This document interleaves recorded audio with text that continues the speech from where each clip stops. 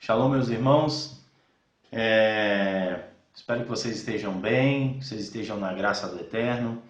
Hoje eu quero abordar um assunto bem interessante com vocês. É um conhecimento, um aprendizado que muitas vezes nem percebe, tá? É sobre uma variante textual. O que são variantes textuais? São variações no texto ou estudos que comprovam que um texto teve uma alteração. E se essa alteração ela causa algum dano no texto ou não. E o porquê se demorou para descobrir, né? Então nós vamos falar sobre a variante textual do livro de Salmos, capítulo 22, versículo 16 e 17. Algumas bíblias só o 16, outras bíblias o 16 e o 17, outras bíblias o 17, tá bom? Então nós vamos usar algumas versões da Bíblia aqui. Nós vamos usar Gideões de mão, Bíblia pequenininha, que eu gosto muito para provar se um texto ou se uma Bíblia é confiável ou não. Vamos usar a Reina Valera, que é uma Bíblia extremamente confiável, tá? Tem uma tradução muito boa. Nós vamos usar a tradução do Novo Mundo das Escrituras Sagradas, que é das Testemunhas de Jeová, uma Bíblia um tanto quanto polêmica, né? É bem polemizada. A Bíblia que eu acho mais polêmica de todas, a João Ferreira de Almeida, né? Versão de estudo, letra gigante, tá? Da Casa Publicadora. Vamos usar a Bíblia do David Stern, a Bíblia judaica completa, que eu uso sempre no culto, por causa do contexto judaico que ela traz das palavras, dos termos e dos nomes. E a queridinha do meu coração, que é a Bíblia de Jerusalém, e por incrível que pareça, ela é de uma casa publicadora católica, da editora Paulus. Muito bem. Então nós vamos considerar aqui uma variante textual para mostrar para vocês uma modificação, certo? Intencional, uma modificação intencional no texto. E que com os estudos e a pesquisa e a curiosidade de estudiosos de seriedade muito grande, como Flávio Joséfos, Emanuel Tove e outros, a gente consegue hoje ter essas explicações, tá? Eu vou começar lendo pela Bíblia, tradução do Novo Mundo, tá? Vou começar pela tradução do Novo Mundo. Capítulo 22, versículo 16, depois você considera na sua Bíblia para ver como está aí na sua Bíblia, tá? Diz assim: pois cercaram-me os cães, rodeou-me a assembleia dos próprios malfeitores, iguais a um leão, as minhas mãos e os meus pés. Só isso. Vamos para a do David Stern. A do David Stern está no no versículo 17, tá vendo? Os cachorros estão à minha volta, um monte de vilões se aproximam como um leão, perto de minha mão e dos meus pés. Bem parecido com a das Testemunhas de Jeová, a tradição do Novo Mundo. Vamos para a João Ferreira de Almeida. João Ferreira de Almeida. Pois me rodearam os cães, o ajuntamento dos malfeitores me cercou, traspassaram-me as mãos e os pés. Vamos para a Reina Valera. Capítulo 22, versículo 16 também. Porque os cães me rodearam, um bando de malfeitores me cercou e perfuraram as minhas mãos e os meus pés.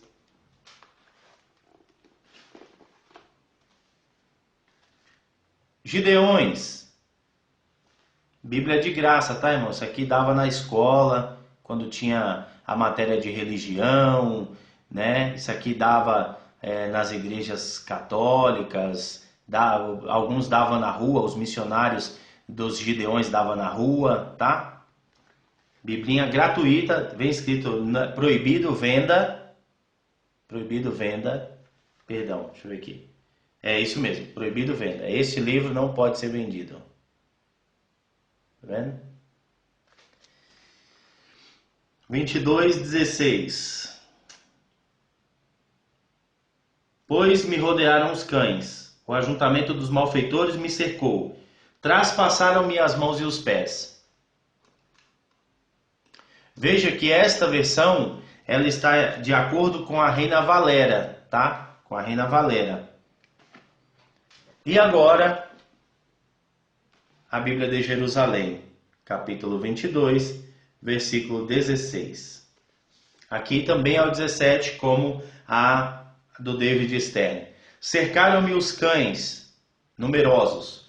Um bando de malfeitores me envolvem, como para retalhar minhas mãos e meus pés.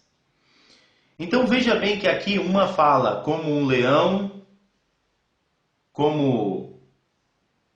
avançou nos meus pés, nas minhas mãos. Outro fala como um leão, as minhas mãos e os meus pés. Outra fala para retalhar. Outra fala perfuraram as minhas mãos e os meus pés. E qual o problema? O problema aqui é que durante muito tempo essa correção não foi feita. Porque no texto de Leningrado, que é o texto base para toda a tradução das Bíblias, principalmente aqui no Ocidente, lá no texto estava escrito como um leão, as minhas mãos e os meus pés. Cercaram-me os cães, rodearam os malfeitores, e como um leão, as minhas mãos e os meus pés. Faz algum sentido para você? Para mim não faz nenhum sentido. Então os tradutores apenas pegaram o texto de Leningrado e fizeram a transliteração para o português, o espanhol, o alemão, enfim. Tempos depois, fizeram uma revisão do texto, né? E aí nós vamos dar crédito para essa biblinha aqui, dos Gideões, tá? E dar crédito para essa Bíblia aqui. Mais ainda para essa. Porque ali a tradução está perfeita do que é o original, né? Mas essa Bíblia aqui, ela vai trazer aqui, ó. Aqui talvez não vai dar para vocês verem a nota de rodapé aqui, ó. Na nota de rodapé diz assim, ó: como para retalhar, quero ou queru, perfurar. Aí diz: pois houve uma mudança no texto para cari, quero ou queru, para cari. E cari significa como um leão e não perfuraram. Aí está o problema. A variante textual vem provar que muita coisa foi modificada. Algumas coisas foi modificada e em torno de 10% é muito sério, comprometedor. Mas com 10% não dá para a gente anular o texto. Por quê? Porque 10% associado ou confrontado com 80%, nós vamos chegar na conclusão se aqueles 10% é falso, foi intencional ou não. E qual a intenção aqui? Esconder a figura messiânica de Jesus.